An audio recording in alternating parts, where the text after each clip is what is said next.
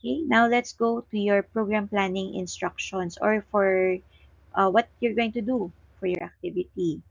So keeping in mind that you're, for example, an intern and you are assigned as a health program coordinator to formulate a community-based health program plan based on the results of your problem prioritization for CTUERM. So yung ginawa nyo nung nominal group technique, you use that.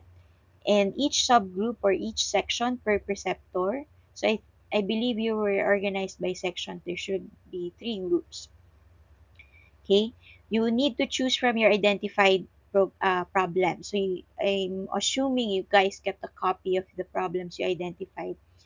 And make sure that when you create your program plan, it should incorporate the 6 building blocks. Okay, and follow the template on the assignment section of Canvas. So we're giving you a template. Just answer that or fill that up. Okay, so for example, these are your identified health problems in your group, your subgroup. Okay, so you choose one.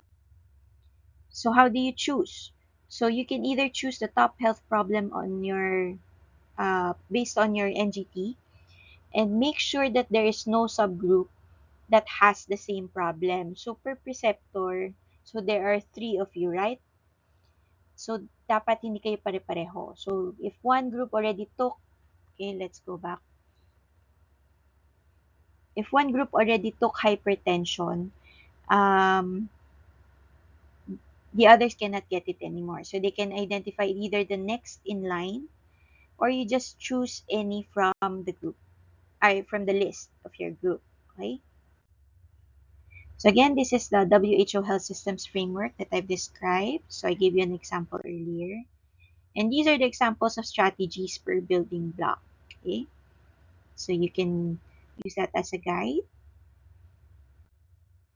And a reminder that the program plan should be the basis for your succeeding workshops. Remember, you have a task analysis for the BHW, course program development, and lesson plan. So keep those in mind when you're doing your program plan. Make sure that your program plan will have elements of, but not limited to, BHW participation. And each subgroup, again, should have a different health program problem.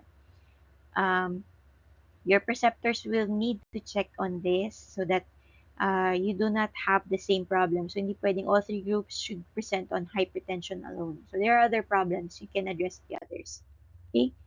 So, this is an example of a program plan. So, they identified tuberculosis and they entitled the program as Bantay Baga, Stop TB. And their goal is to reduce the burden of tuberculosis in 5 years with a specific objective as follows. And these are their identified strategies, activities, locus of responsibility, their time frame, their target participants, their resource planning, and their outcome indicators. So in this particular example, the indicators are singular, meaning there's only one, no? But you can actually identify more than one. Okay? So this is another objective. Okay, so just read that.